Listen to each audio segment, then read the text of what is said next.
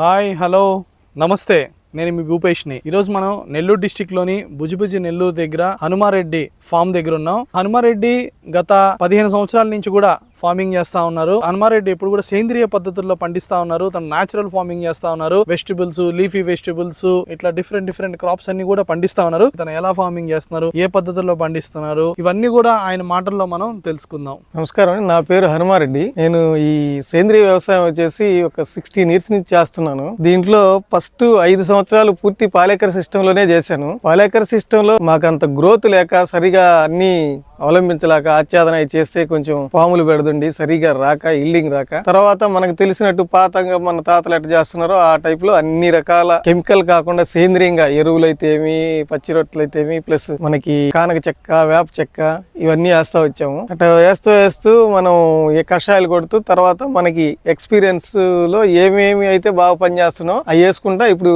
సేంద్రియ వ్యవసాయం చేస్తున్నాము. మేము సేంద్రియ వ్యవసాయంలో కూరగాయలు ఫస్ట్ స్టార్టింగ్ లోనే కూరగాయలు పెట్టాము. కూరగాయలు పెట్టి మాకు నెల్లూరు 8 కిలోమీటర్లు డోర్ డెలివరీ ఇచ్చాము. ఇప్పుడు తర్వాత మానేసి మేము గవర్నమెంట్ ద్వారా ఒక షాప్ కావాలని చెప్పి అడిగినప్పుడు మాకు రైతు బజార్ లో ఇచ్చారు. రైతు బజార్ లో మాకు ఒక సొసైటీ ఉంది. దీని పేరు సింహపురి సేంద్రియ వ్యవసాయదారుల సంఘం అని. ఈ సొసైటీ ద్వారా మేము అందరం కలిసి నెల్లూరు జిల్లాలో ఉండే రైతులందరం కలిసి అక్కడ షాప్ తీసుకున్నాము. మేము ఇక్కడ పండించిన ఉత్పత్తులన్నీ అక్కడ సేల్ చేస్తుంటాము. సీజన్ లో ఏదో కొంచెం కూరగాయలు వేసుకుంటాం. మిరప ఎక్కువ సాగు చేస్తున్నాము. ఫ్రూట్స్ కూడా వేస్తున్నాం. ఇప్పుడు ప్రెసెంట్ ఒక 4 ఇయర్స్ అయింది. మామిడి చెట్లు వేస్తున్నాము. ఏదో కొన్ని రకాల చెట్లు, పళ్ళ చెట్లు వేస్తున్నాము. మేము ప్రస్తుతం ఇప్పుడు బీర, కొద్దిగా సొర, బెండ ఉంది, కొరవ, కాకర ఉంది. ఇప్పుడు వచ్చేసి కషాయాలు కొడుతున్నాము. నీమాస్త్రం ఒకటే దాంట్లో కొడతాము. మామూలుగా వచ్చేసి బ్యాక్టీరియా కల్చర్స్ వాడుతుంటాము. బవేరియా, మెటారైజం, ఒటిసీలియంలా కానీ ఇలాంటివి వాడుతుంటాము. పురికి భూమిలోకి వచ్చేసి ట్రైకోడర్మా, సూడోమోనాస్ అవి వేస్తుంటాము. అవన్నీ కూడా ఎరువులో మేము ఒక 40 రోజుల ముందు ఎరువు తీసుకొచ్చుకొని ఆడబెట్టుకొని 40 రోజుల ముందు మాగబెట్టుకునేసి ఆ కల్చర్స్ అన్ని దాంట్లో వదిలి ఆ తర్వాత చెట్లకి వేస్తాము. ఇట్లా చేసుకుంటూ వస్తున్నాము. ఎవరైనా మాకు కావాలి, మేము సపోర్ట్ ఉన్నాం అంటే మేము కూరగాయలు వేస్తాం మళ్ళీ కూడా. కాకపోతే ఇప్పుడు ప్రజెంట్ మార్కెటింగ్ కోసంగా ఆపాము. ఇది మేము చేసే వ్యవసాయం. ఇప్పుడు మేము వచ్చేసి బీర్ వచ్చేసి ఒక 70 సెంట్లు బీర్ వేసాము, 30 సెంట్లు కాకర వేసాము. దీనికి వచ్చేసి మేము సాగు విధానం వచ్చేసి ఫస్ట్ లో స్టార్టింగ్ లో మేము తయారు చేసుకున్న ఎరువు ఉంది. ఆ ఎరువుని ఒక చిన్న టబ్ ఉంటుంది అనమాట. టబ్ తో ఒక దోసెడు వేస్తాం ఒక చెట్టుకి. అట్లా వేసుకొని పాత తీసుకొని దాంట్లో వేసేసి ఒక గింజ వేస్తాము. వేసిన తర్వాత నీళ్లు పోస్తాం. 10 రోజులు వయసు మొక్క దాకా నీళ్లు పోసి పెంచుతాము. తర్వాత నీళ్లు కడతాము. పొలం కట్టేటప్పుడు జీవామృతం ఇస్తాము. తర్వాత మళ్ళీ ఇంత ముందు జీవామృతం ఇస్తున్నది ఇప్పుడు ఏంటంటే జీవామృతం కాకుండా కల్చర్స్, పచ్చి పేడ వేస్తున్నాము. ఇట్లా వదులుతున్న దాని వల్ల మేము జీవామృతం పెద్ద ఇవ్వట్లేదు, 1-2 సార్లే ఇస్తున్నాము. ట్రైటింగ్ చేస్తాము. మేము పందులు వేసేసాము దీనికి మొత్తానికి. ఈ పందులకి తీగలు నెలకి తీగొచ్చిన తర్వాత తీగలు కట్టేస్తాము. ఆ తర్వాత ఏంటంటే బ్యాక్టీరియా స్ప్రే చేస్తుంటాం. సుడోమోనాస్, ట్రైకోడర్మా ఈ 2 కలిపి కల్చర్ తయారు చేసి ఆ కల్చర్ 15 రోజులకి 10 రోజులకి ఒకసారి స్ప్రే చేస్తాము. అవి వచ్చేసి తెగులుకు పనిచేస్తుంది. తర్వాత వచ్చేసి మన పురుగు పెస్ట్ కి వీటి కోసం బవేరియా, మెటారైజం, ఒటిసీలియం లా కానీ ఈ 3 కలిపి ఫర్మెంటేషన్ చేసి 5 రోజులు అవి స్ప్రే చేస్తాం. అది పురుగు పనిచేస్తుంది. అది ఒక 10 రోజులకు ఒకసారి, ఇది మధ్యలో 5 రోజుల గ్యాప్ తో అదొకసారి ఇదొకసారి స్ప్రే చేస్తుంటాము. గ్రోత్ కు వచ్చేసి మేము హ్యూమిక్ యాసిడ్ వాడుతుంటాము.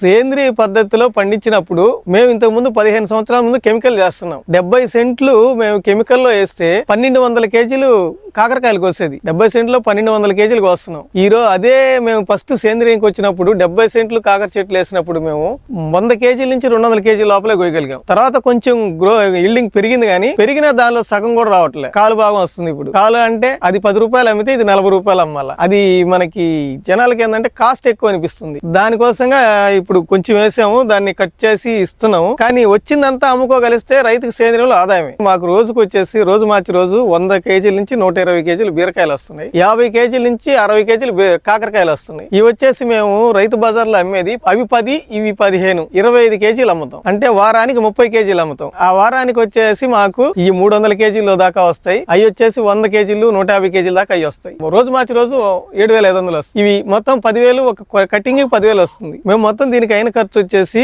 27,000 ఖర్చు అయింది. 27,000లో మాకు అయిన ఖర్చు ఏంటంటే 6,000 రూపాయలు ఈ ఎకరాలో ఎరువు వేసాం. అది 6,000 అయింది. ఒక 3-4 వేలు కూలీలు ఖర్చు అయింది. కొరవ ఈ బ్యాక్టీరియా కల్చర్స్, బెల్లం ఇలాంటివన్నీ స్టేటింగ్ చేసేదానికి దారాలు ఇవన్నీ కలిసి మొత్తం 27,000 దాకా ఖర్చు అయింది. ఇప్పుడైతే నాకు బయట అమ్మింది తక్కువ కాబట్టి మార్కెట్ లో ఒక 20,000 వచ్చింది. లాస్ అయితే లేదు. సీడ్ వచ్చేసి కొంత వచ్చేసి మన సీడే ఉంది. అంటే నేను గత 7-8 సంవత్సరాల నుంచి వాడుతున్నాను, అదే రిటర్న్ వేస్తా ఉంటాను. ఇప్పుడు మిరప కూడా అంతే, మన సీడ్ వేస్తుంటాను. బయట హైబ్రిడ్ కావాలంటే హైబ్రిడ్. మనం జనాలు ఏంటంటే మన నాటుది ఎవరు తీసుకోవట్లే, హైబ్రిడ్ ఆడుతున్నారు. కానీ బీరకాయ ఇచ్చాను కూడా పొడుగ్గా ఉండాలి, మన నాటుకాయ అంతా పొట్టిగా ఉంటుంది. అది ఉంది ఇది ఉంది, రెండు ఉన్నాయి నా దగ్గర. అది ఎంతవరకు అంటే ఏదన్నా లిమిటెడ్ పర్సన్, ఒకరు ఇద్దరు అయ్యే కావాలన్న వాళ్ళకి మాత్రం అది ఇస్తాను, లేదన్న వాళ్ళకి మాత్రం ఇవే ఇస్తాను. అంటే ఒక 10 మంది కస్టమర్స్ నా దగ్గరకు వచ్చి ఎడికొచ్చి తోటలోకి వచ్చి తీసుకెళ్తారు, వాళ్ళ కోసంగా నేను అది వేస్తుంటాను. ఇప్పుడు మనం కింద వేసేదానికి ఖర్చు తగ్గుద్ది, ఖర్చు ఒకటే తగ్గుద్ది, కానీ డ్యామేజ్ 50% డ్యామేజ్ వస్తుంది. ఎందువల్ల వస్తుందంటే వర్షం పడుతుంది అనుకో, కాయ మొత్తం డ్యామేజ్ వచ్చేస్తుంది. క్రాప్ డ్యూరేషన్ వచ్చేసి మనకి నేల మీద పాకిచ్చినప్పుడు 1 month లో కంప్లీట్ అయిపోద్ది. మనం స్టేకింగ్ చేసిన దాని వల్ల 3 months దాకా ఉండే అవకాశం ఉంది. కనీసం 2 months నుంచి 3 months దాకా ఉంటది.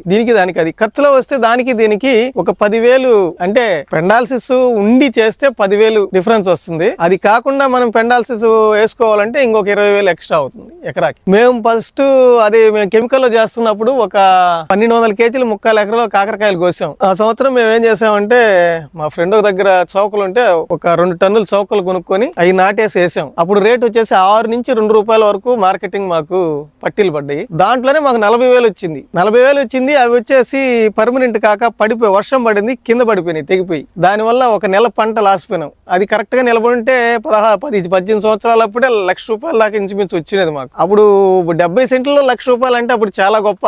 మేము దాన్ని బేస్ చేసుకొని మేము కూరగాయలు 25 రూపాయలు పెట్టాం. అప్పుడు మార్కెటింగ్ డోర్ డెలివరీ ఏ కూరగాయనా కేజీ 25 రూపాయలు పెట్టాం. మేము వేసిన ఎక్స్పర్ట్ పాలేకర్ మీటింగ్ లో ఎన్నది ఏంటంటే, దానికన్నా ఈల్డింగ్ ఇంచుమించుగా వస్తుందని అన్నాం. ఆ మాటిని వచ్చి మేము పర్మనెంట్ పోల్స్ పోసి మేమే సొంతంగా వేసుకున్నాం. మేము సింహపురి వ్యవసాయదారుల సంఘం పెట్టి ఇది 7వ సంవత్సరం, 8వ సంవత్సరం. ఫస్ట్ స్టార్టింగ్ మన ఆంధ్రప్రదేశ్ లో, ఉమ్మడి ఆంధ్రప్రదేశ్ లో అలాంటి సభ ఒకటి పెట్టడం ఫస్ట్ నెల్లూరులో పెట్టి అన్ని రాష్ట్రాల్లోని జిల్లాలోని పిలిచి స్టార్ట్ చేసిందని. ఆ తర్వాత అన్ని జిల్లాల్లో పెట్టసాగారు. దాని ద్వారా మేమేందంటే ప్రతి నెల మీటింగ్ పెట్టాం. ప్రతి నెల 2వ ఆదివారం సాయంకాలం 3 గంటలకి నెల్లూరులో ఏదో ఒక ప్లేస్ ఎన్నుకొని అక్కడ పెట్టి రైతులందరినీ పిలిచి వాళ్ళ బాగోగులు తీసుకుంటూ వాళ్ళకి ఏమి అవసరం అన్ని మనం ఏం చేయగలం, మనం ఎట్లా చేస్తున్నాం, వాళ్ళకి ఏదైనా ఇబ్బందులు ఉంది, వాళ్ళ మార్కెటింగ్ అంటే కొంతమంది రైతులు భయపడ్డారు అనమాట ముందుకు వచ్చేదానికి. ఇది వేస్తాము కొద్దిగా పండుద్ది, దాన్ని ఎవరు కొంటారని. అట్టేటోళ్ళని ఒక 2-3 ఊరికి ఆదర్శంగా తీసుకొని వాళ్ళ ప్రోడక్ట్ కూడా మేము అమ్మి పెట్టాం. అమ్మి వాళ్ళకి గెయిన్ చూపించాం. తర్వాత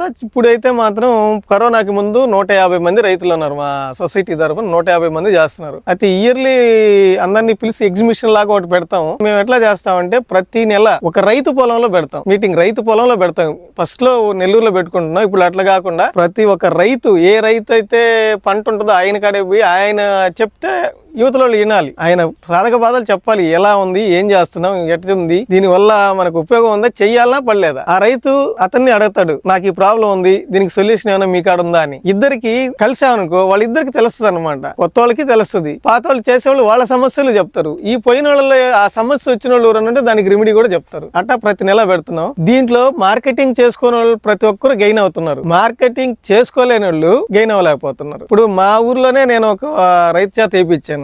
నేను నా పొలానికన్నా ముందు ఆయన పొలంలో పోయేది ప్రతిరోజు. నేను పోయేసరికి ఆయన పిండేసేదానికి రెడీగా ఉండేది. అంటే జనాలు నాకన్నా ముందు పోయి వాళ్ళని ప్రోత్సహించేసి ఉండేది, ఇక ఇది రాదు, ఎర్రగా ఉంది, పిండేసి అని. అతనికి లాస్ట్ కి నేను కాంట్రాక్ట్ లెక్కలో మాట్లాడుకున్నా. ఎకరా 20 సెంట్లు, అది 3 పుట్లు నీకు అయితే వడ్లు, కాకపోతే తక్కువ అయితే నేను డబ్బులు ఇస్తా, 3 పుట్లు పైన నాకు ఇచ్చాలని చెప్పి మాట్లాడుకున్నా. అతనితో మాట్లాడుకుని వేపిస్తే 3 పుట్ల 8 తూములైంది. 3 పుట్ల 8 తూములు అయితే లాస్ట్ లో అతని అమ్ముకునేదానికి అతను మార్కెటింగ్ లేదు. అవి మేమే ప్రకృతి వనం అని ఉంది. అప్పుడు వాళ్ళు ఒక్కరే కొనుక్కుంటున్నారు.